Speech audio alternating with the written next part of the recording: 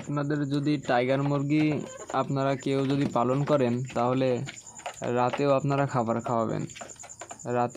খাবার খাওয়াবেন, দেখবেন যে আপনাদের মুরগিগুলো অনেক দ্রুত বৃদ্ধি পাচ্ছে, কারণ রাতের খাবারটা আসলে অনেক পুষ্টি।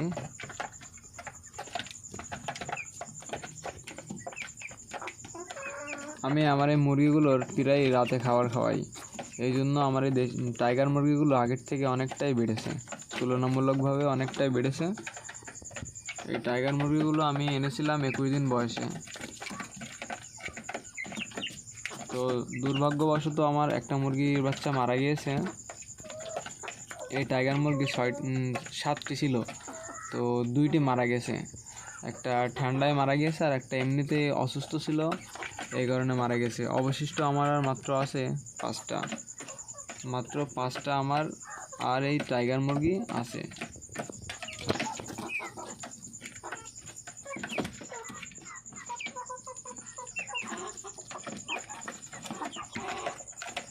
মাশাআল্লাহ, মুরগিগুলো কিন্তু আসলে অনেক হেলদি আছে। আপনারা সবাই দোয়া করবেন আমার মুরগির জন্য।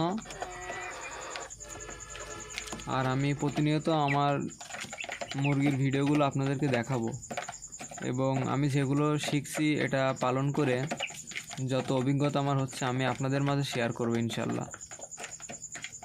এবং পাশাপাশি আমার কিছু দেশি মুরগিও আছে, তো চলুন দেখা যাক। এই যে এগুলো হচ্ছে আমার দেশি মুরগি, এটা মোরগ।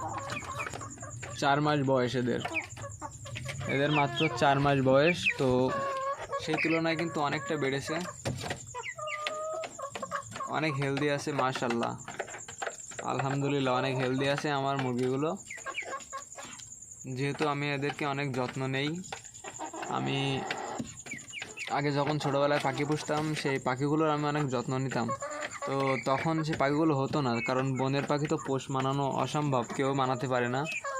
বনের পাখি বনেই মানাই এবং তাদেরকে ছেড়ে দিয়ে পুষতে হয় মুক্ত আকাশে, কিন্তু এইগুলো আমি ছেড়ে দেয় আবার এইগুলো বাসায় চলে আসে, যেহেতু এদেরকে আমি অনেক যত্ন করি। তো দেখেন যে কত সুন্দর এরা আর কত হেলদি।